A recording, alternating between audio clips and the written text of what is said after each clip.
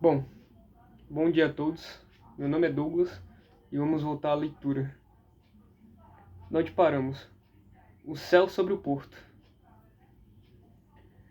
Levei pelo menos uma década para perceber que muitos de meus leitores, mesmo em 1984, jamais poderiam ter vivenciado a frase de abertura de Neuromancer do jeito que havia imaginado que eles vivenciassem. Na verdade, compus aquela primeira imagem com a estática preto e branca do vídeo de minha infância em mente, prateada de sódio e quase dolorosa. Um tremendo anacronismo, bem no exato começo da minha carreira no futuro imaginário, mas invisível.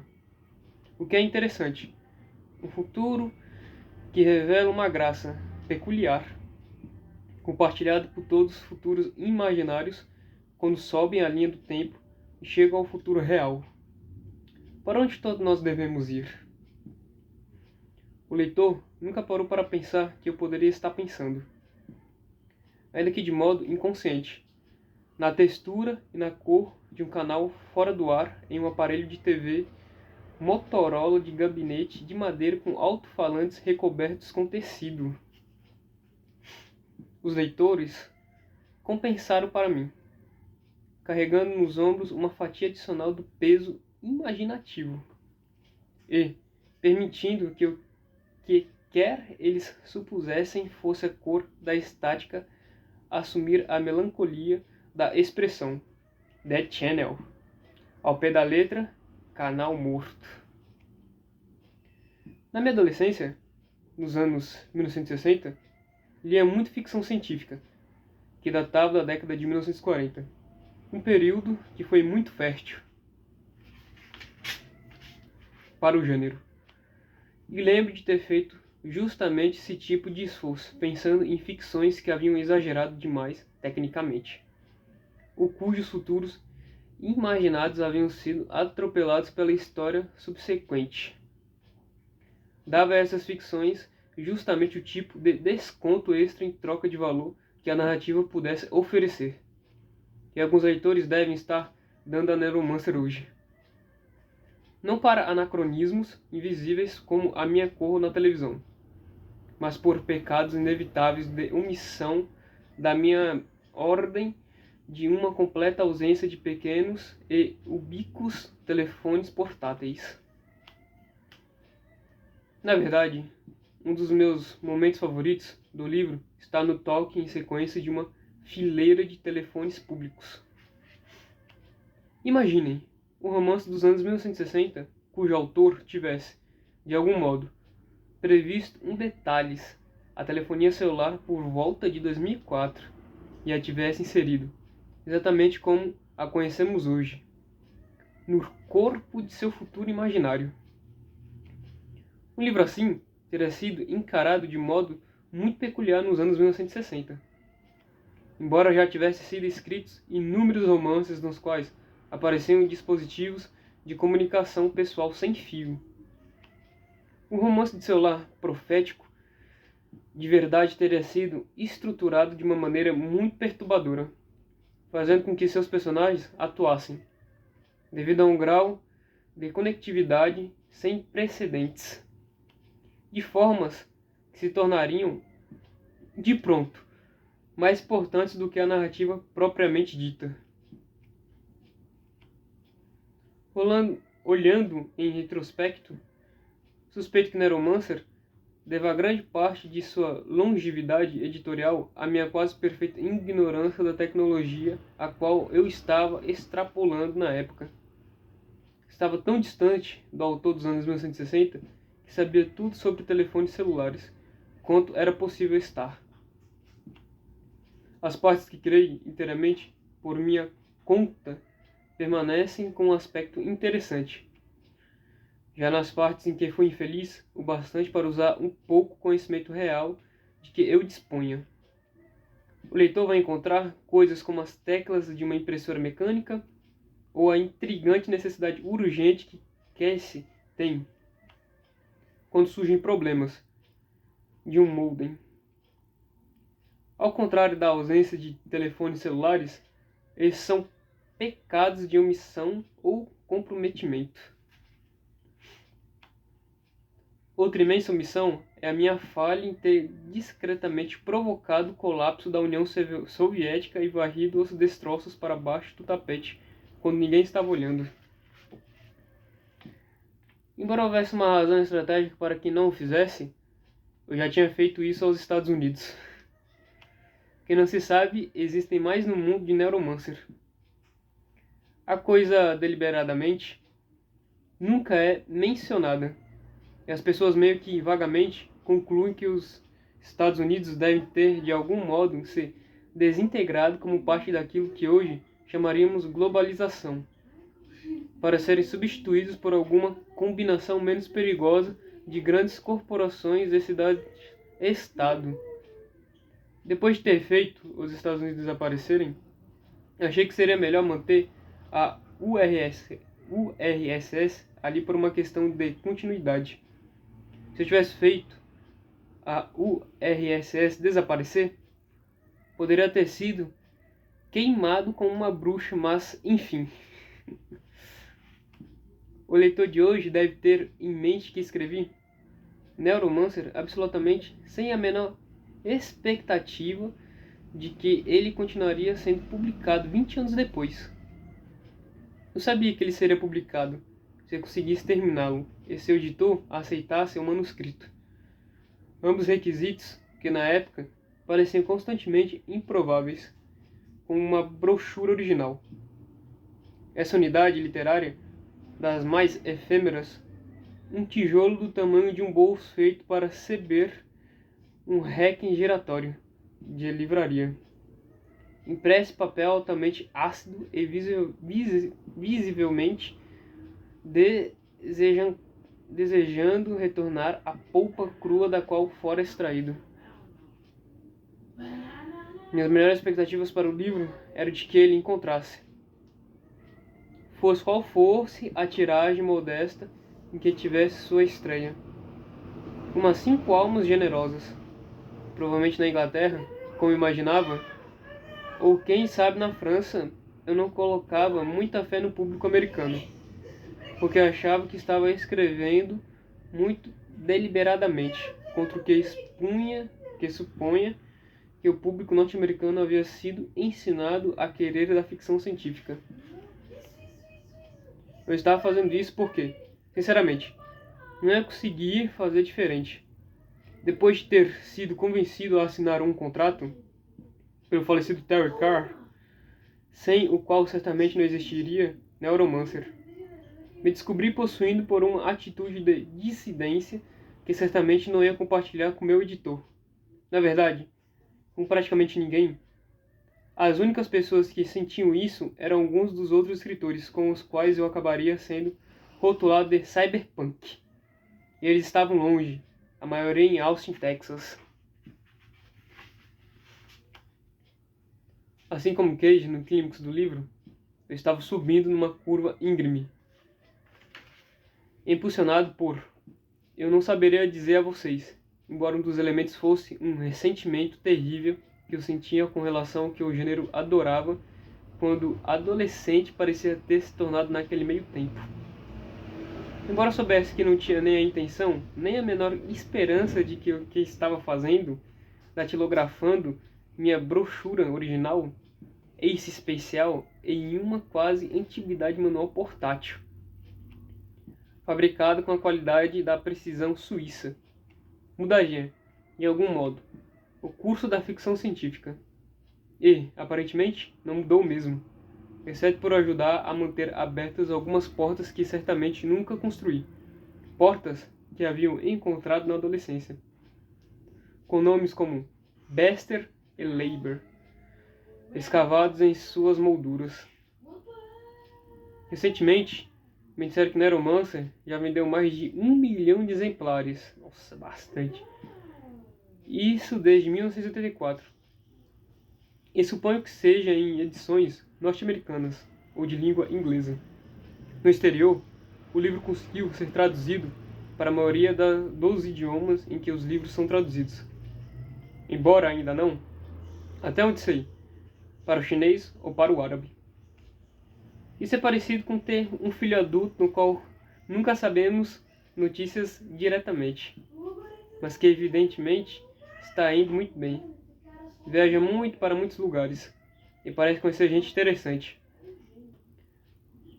Mas minha verdadeira simpatia está com aquele garoto inteligente de 13 anos, sentado em um sofá em algum lugar, já passando da página 20 do livro, e desesperado para chegar ao fundo do mistério de por que celulares não são permitidos em Shiba City.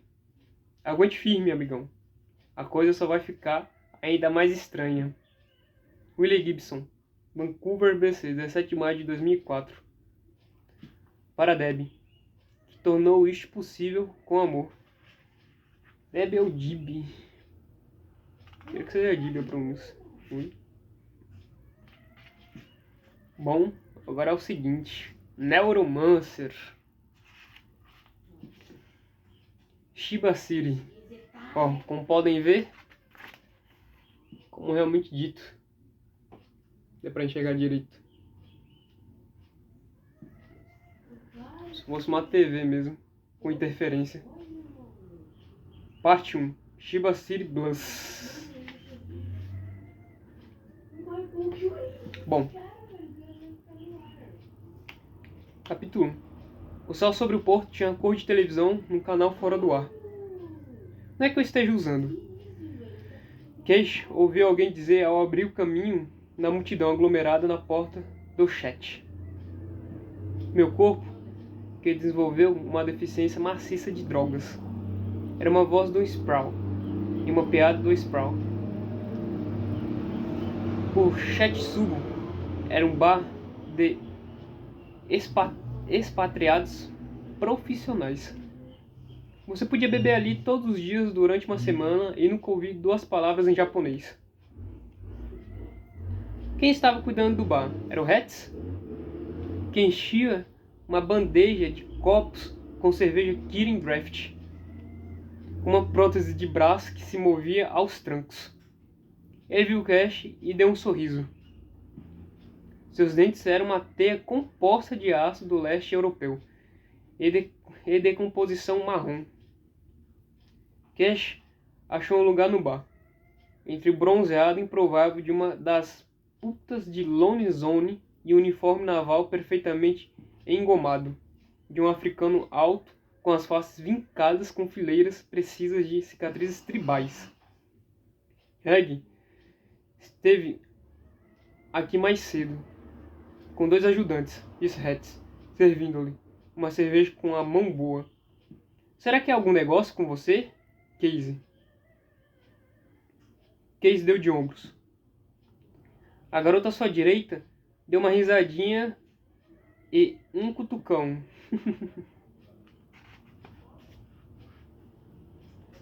O sorriso do bartender ficou ainda maior. Sua feiura era legendária. Numa era em que ser bonito saía barato. Havia alguma coisa de heráldica na ausência de beleza que exibia. O braço antigo gemeu quando ele o estendeu para pegar outra caneca. Era uma prótese militar russa. Um manipulador com force feedback de 7 funções, revestido com plástico rosa encardido. Você é um artista e tanto, Harcase. Hetz grunhiu. O som era o equivalente de uma gargalhada para ele. Coçou a barriga flácida, que caía da camiseta branca com a garra rosada.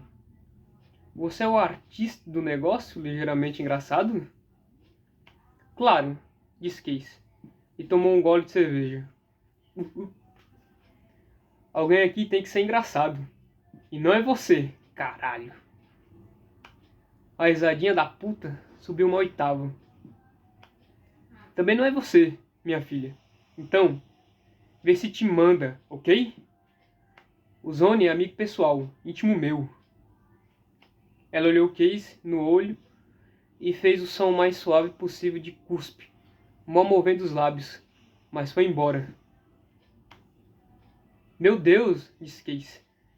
Mas que muquifo você tem aqui. Assim não dá para beber em paz. Ha, disse Hetz, passando um trapo na madeira cheia de marcas. Zone, me dá uma porcentagem. Deixo você trabalhar aqui pelo valor de entretenimento. Enquanto Case tomava sua cerveja, um daqueles estranhos instantes de silêncio desceu. Como se uma centena de conversas não relacionadas tivessem simultaneamente chegado à mesma pausa. Então o risinho da puta soou, revestido de uma certa histeria. Hetz gruiu. Um anjo passou por aqui. Os chineses. Berrou um australiano bêbado. Foram os chineses que inventaram a reconfiguração neural. Porra! O continente é o melhor lugar para um trabalho neural. Eles te consertam direitinho, parceiro. Agora isso. Case disse para sua caneca. É tudo seu amargor. Subitamente ele subiu como Biller. Isso é uma mentira muito filha da puta. Os japoneses já haviam esquecido mais neurocirurgia que os chineses jamais haviam aprendido. As clínicas clandestinas de Shiba eram de ponta. Escolhas inteiras de conhecimento técnico suplantado mês a mês. E mesmo assim não conseguiram reparar o estrago que ele havia sofrido naquele hotel em Memphis. Um ano ali, ele ainda sonhava com o ciberespaço. A esperança morrendo um pouco cada noite. Todo o speed que tomou, todas as voltas que deu e as esquinas de Night City por onde passou. E ainda assim, ele vê a Matrix em seu sono. Grandes brilhantes de lógica se desdobrando sobre aquele vácuo sem cor. O Sprawl ficava agora a um longo e estranho caminho de distância sobre o Pacífico. E ele não era mais nenhum cara do console. Nenhum cowboy do ciberespaço. Apenas mais um marginal na viração. Mas os sonhos apareciam na noite japonesa como figuras de voodoo eletroluminescente. E ele gritava, chorava dormindo. E acordava sozinho no escuro. Curvado em posição fetal em sua cápsula em algum hotel caixão. As mãos trincadas no colchonete. A espuma sintética enroscada entre os dedos, tentando alcançar um console que não estava lá. Vi sua namorada ontem à noite, disse Hetz, passando a Cage sua segunda Kirin. Não tenho namorada, ele disse, e bebeu. Senhorita Linda Lee. Cage balançou a cabeça. Casey balançou a cabeça. Não tem garota? Nada. Só negócios, amigo artista. Dedicação ao comércio. Os olhinhos castanhos do bartender estavam incrustados em rugas de carne. Acho que eu gostava mais de você quando estava com ela. Você ria mais. Agora, uma noite dessas, você pode acabar ficando artístico demais. Aí vai acabar em tanques de clínica, em peças avulsas. Estou ficando tão emocionado, Hetz. Ele terminou a cerveja. Pagou e foi embora. Os ombros altos e estreitos, encolhidos sob nylon, caqui, molhado de chuva da jaqueta, abrindo caminho em zigue-zague pelas multidões de Ninsei. Senti o cheiro azedo do próprio suor.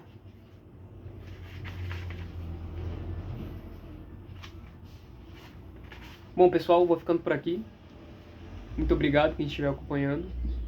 E tenha um ótimo dia. E seja abençoado por Deus. Bye, bye.